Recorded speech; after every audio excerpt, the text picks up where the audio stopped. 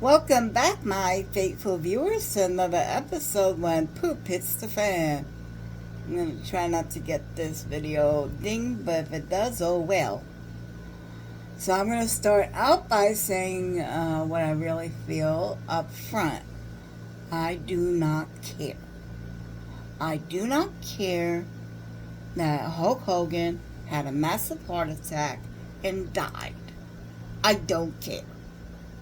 I don't care because he was a racist person.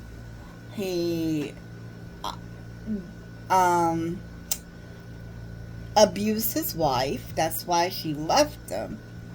He went to therapy for anger management. They didn't put that part in his video program they have. But he hit on his wife. He called his daughter's boyfriend the N-word with the hard R. And he did that during screwing around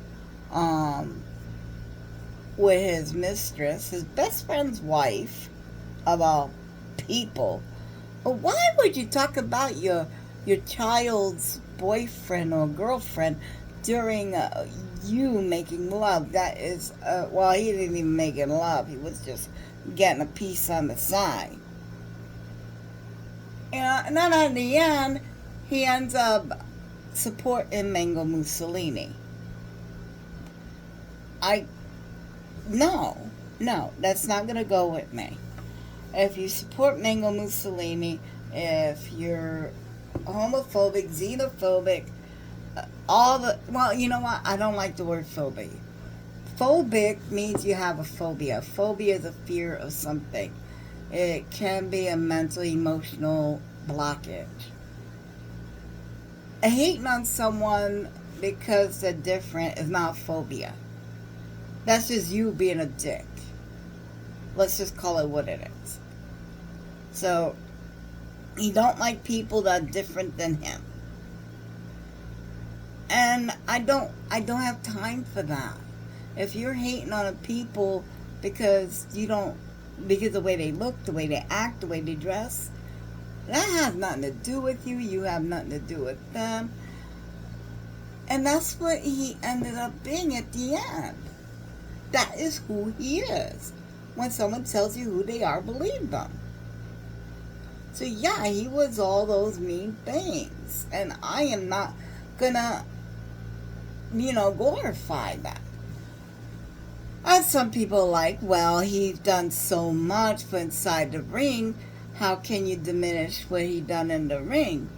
Okay then, let's talk about Chris Benoit. He was the most technical wrestler out there. Very, very skilled. He could fight anyone, anywhere, any place, and put on a hellacious show. But why don't we talk about him? He done such a wonderful job. I mean, we're going to do that for Hogan. We need to do that for Chris Benoit. Now, I'm not going to tell you here in great lengths what he done. But what he done, believe it or not, it's worse. Oh, God. Go look him up. If you're wondering who he is, go look him up. If you know who he is, type it in the comments so people that do not know who Chris Benoit was can learn about